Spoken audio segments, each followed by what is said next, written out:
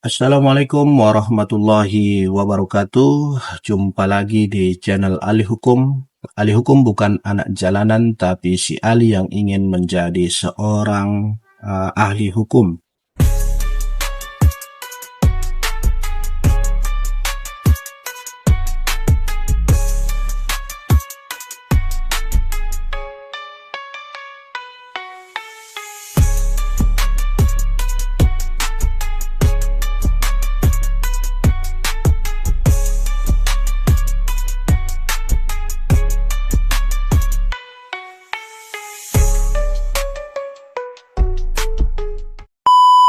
Jadi dalam video kali ini kita akan melanjutkan serial perkuliahan perbandingan hukum tata negara, dan hari ini yang akan kita bandingkan itu adalah terkait dengan kekuasaan presiden, yaitu ya. Jadi yang akan bandingkan adalah kekuasaan presiden. Tapi sebelum ke perbandingannya, kita akan melihat terlebih dahulu pengertian dari presiden serta peran utama dari seorang presiden. Nah, seperti itu.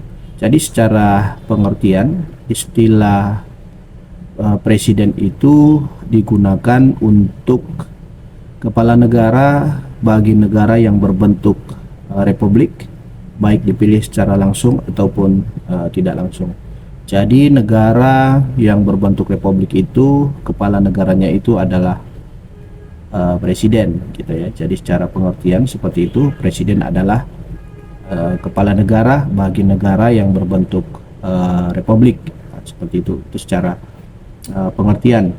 Kemudian ada 5 peran utama dari seorang presiden, gitu ya. Peran utamanya yang pertama itu, presiden adalah kepala negara. Jadi presiden itu dia sebagai, atau peran utamanya itu sebagai kepala negara. Kemudian peran utama yang kedua, presiden adalah kepala pemerintahan atau eksekutif. Jadi presiden itu adalah kepala pemerintahan atau eksekutif. Kemudian juga peran utama presiden yang ketiga adalah presiden sebagai diplomat utama. Jadi ketika berhubungan dengan negara lain, presiden itu perannya sebagai diplomat utama. Kemudian juga presiden berperan sebagai legislator utama. Legislator utama itu sebagai pembentuk undang-undang, gitu ya, dalam sistem presidensial. Kemudian peran utama yang kelima itu adalah presiden sebagai panglima tertinggi angkatan bersenjata. Jadi semua angkatan bersenjata itu panglima tertingginya adalah presiden. Jadi itu ada 5 peran utama dari seorang presiden sebagai kepala negara bagi negara yang berbentuk republik. Yang pertama, dia sebagai kepala negara, kemudian dia sebagai kepala pemerintahan atau eksekutif, dia sebagai diplomat utama, dia sebagai legislator utama, dan sebagai panglima tertinggi angkatan bersenjata. Kemudian setelah kita mengetahui peran utama dari seorang presiden, kita akan melihat atau membandingkan kekuasaan presiden di beberapa negara. Dalam video ini akan kita lihat kekuasaan presiden itu. Yang pertama adalah kekuasaan presiden Amerika Serikat, kemudian yang kedua nanti kekuasaan presiden Afrika Selatan, dan yang ketiga itu kekuasaan presiden Indonesia. Yang pertama, kekuasaan presiden Amerika Serikat. Ini nanti bisa kita lihat dari 5 peran utama tadi, gitu ya, apakah sudah mencakup, gitu ya, kekuasaan presiden Amerika Serikat. Yang pertama itu dia memegang kekuasaan eksekutif tertinggi. Nah, jadi pemimpin eksekutif tertinggi di Amerika Serikat itu adalah presiden. Kemudian yang kedua, menjadi panglima angkatan bersenjata Amerika Serikat. Nah, itu tadi terkonfirmasi, gitu ya, dari peran utama dari seorang presiden itu adalah panglima tertinggi angkatan bersenjata. Kemudian yang ketiga, mempunyai kekuasaan untuk menangguhkan hukuman dan memberi pengampunan kepada orang yang melanggar hukum. Itu kekuasaan Presiden Amerika Serikat yang ketiga. Kemudian yang keempat, berwenang membuat perjanjian dengan negara lain atas persetujuan Senat. Yang kelima, berwenang mengangkat duta dan konsul atas persetujuan Senat. Gitu ya. Kedua kewenangan ini atau kekuasaan ini yaitu menunjukkan peran Presiden Amerika Serikat itu sebagai diplomat utama. Kemudian yang keenam, berwenang mengangkat hakim-hakim Mahkamah Agung dengan persetujuan Senat. Kemudian yang ketujuh, berwenang mengangkat pejabat-pejabat tinggi lainnya yang diatur undang-undang. Yang kedelapan, berwenang mengatasi segala kekosongan pada waktu Senat reses. Kemudian yang kesembilan, memberi informasi kepada Kongres tentang kemajuan negara bagian. Yang kesepuluh, mengusahakan agar hukum dijalankan dengan sebaik-baiknya di seluruh Amerika Serikat. Kemudian yang ke-11, mengangkat pejabat-pejabat lain dalam semua jenis jabatan yang telah ditentukan. Dan yang ke-12, berwenang menolak atau memveto atau menyetujui rancangan undang-undang yang telah disetujui oleh Kongres. Namun penolakan Presiden tidak berlaku jika 2/3 anggota Senat dan 2/3 anggota House of Representatives menolak veto tersebut. Jadi jika kita melihat kekuasaan Presiden Amerika Serikat, kita bandingkan tadi dengan peran utama dari seorang presiden gitu ya. Ya lima-limanya terkonfirmasi gitu ya. Tapi yang menarik itu terkait dengan peran presiden sebagai legislator utama gitu. Tapi kalau di Amerika Serikat itu peran presiden ini dalam bidang legislasi atau pembentukan undang-undang itu dia hanya mempunyai kewenangan itu untuk menolak apabila suatu rancangan undang-undang itu tidak disetujui oleh presiden. Dia mempunyai yang namanya hak veto gitu. Tapi dalam proses penyusunan undang-undang, Presiden Amerika Serikat itu dia tidak terlibat gitu ya. Jadi ada yang namanya hak veto. Tapi kemudian hak veto ini juga bisa ditolak gitu ya jika 2/3 anggota Senat dan 2/3 anggota House of Representatives menolak veto tersebut. Jadi walaupun mempunyai hak vetonya juga tetap bisa ditolak oleh Kongres seperti itu. Nah ini menarik kita lihat gitu ya. Kalau di Amerika Serikat itu presiden itu tidak mengajukan rancangan undang-undang gitu ya, karena sebagaimana kita ketahui bahwasanya Amerika Serikat itu dalam menerapkan trias politika dia lebih mengedepankan yang namanya pemisahan kekuasaan. Jadi eksekutif itu tidak turut campur dalam melakukan tugas legislatif gitu ya. Demikian juga dengan legislatif dan cabang kekuasaan lain. Nah, ini kekuasaan Presiden Amerika Serikat. Kita melihat kemudian kekuasaan Presiden Afrika Selatan. Yang pertama yaitu menyetujui dan menandatangani rancangan undang-undang. Itu yang pertama. Ini mengonfirmasi bahwasanya peran presiden itu adalah sebagai legislator utama gitu. Kemudian ada yang kedua, menyerahkan kembali sebuah rancangan undang-undang kepada Majelis Nasional untuk mempertimbangkan kembali konstitusionalitas rancangan undang-undang tersebut. Jadi bisa diserahkan kembali gitu ya apabila presiden melihat atau ada pertimbangan konstitusionalitas, jadi dikembalikan untuk melihat kembali. Kemudian yang ketiga, menyerahkan rancangan undang-undang kepada Mahkamah Konstitusi agar diputuskan konstitusionalitas rancangan undang-undang tersebut. Nah, ini menarik ini. Yang diserahkan itu rancangan undang-undang ke Mahkamah Konstitusi untuk menguji atau untuk memutus konstitusionalitas rancangan undang-undang. Ini berbeda nanti dengan di Indonesia yang diuji oleh Mahkamah Konstitusi itu bentuknya bukan rancangan undang-undang tapi undang-undang. Kemudian yang keempat, menyerukan Majelis Nasional, Dewan Nasional Provinsi atau parlemen untuk menyelenggarakan sidang luar biasa mengenai urusan-urusan khusus. Kemudian yang kelima, mengangkat komisi-komisi penyelidikan. Yang keenam, menerima dan mengakui perwakilan diplomat dan konsul asing.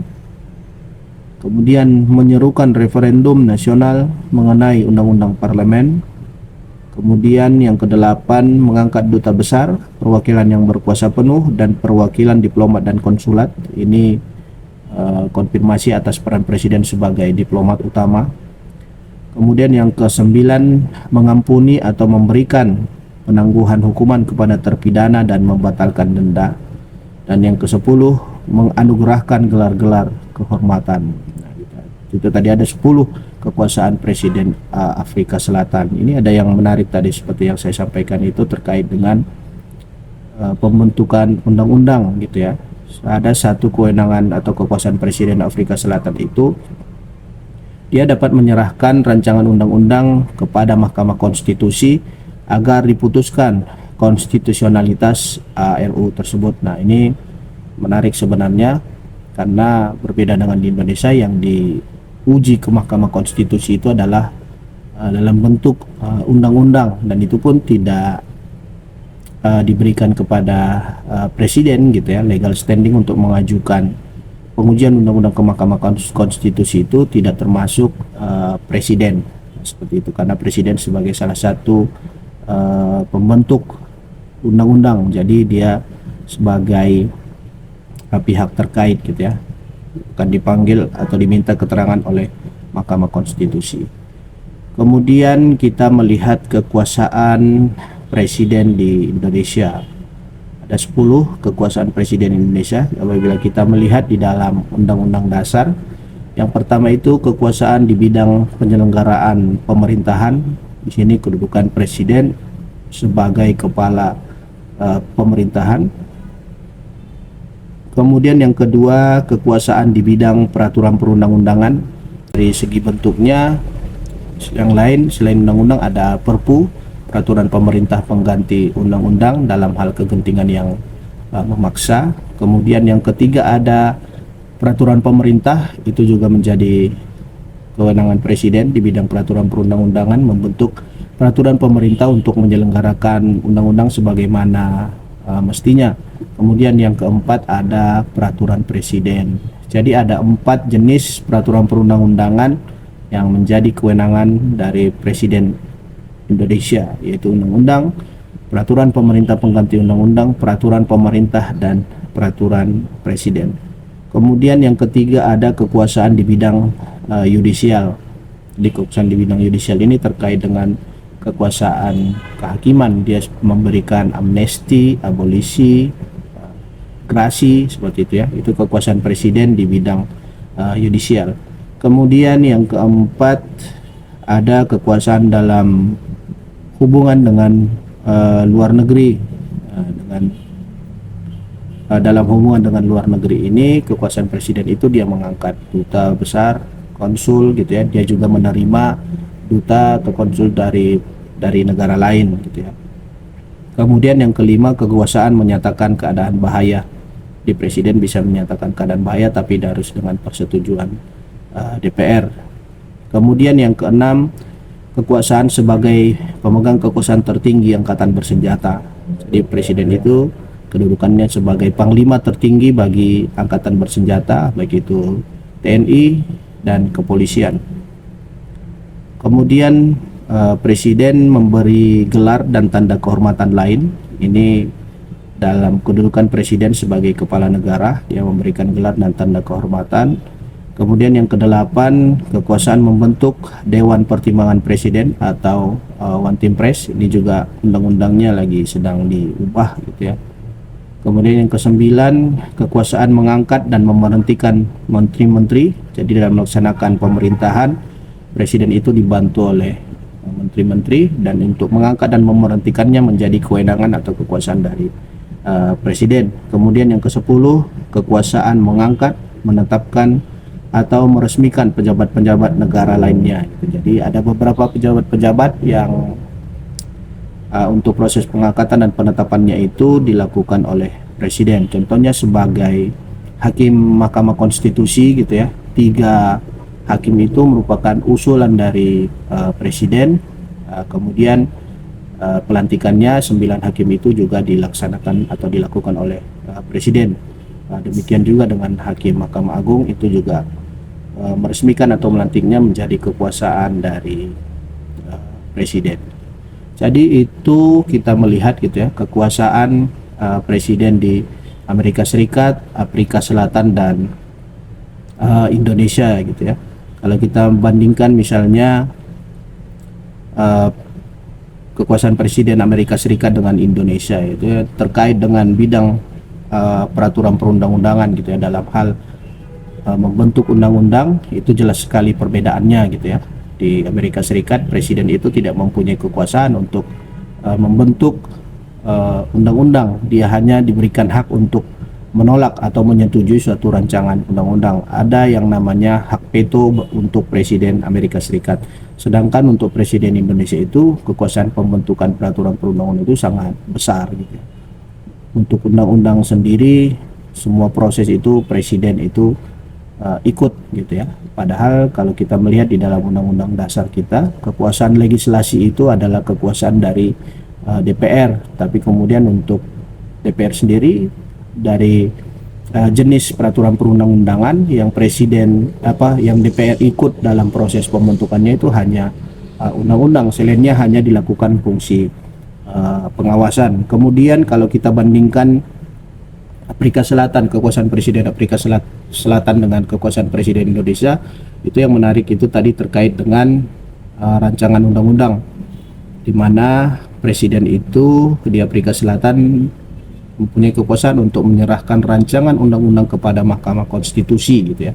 Ini sebenarnya lebih, kalau saya pribadi melihat bahwasanya lebih bagus gitu ya.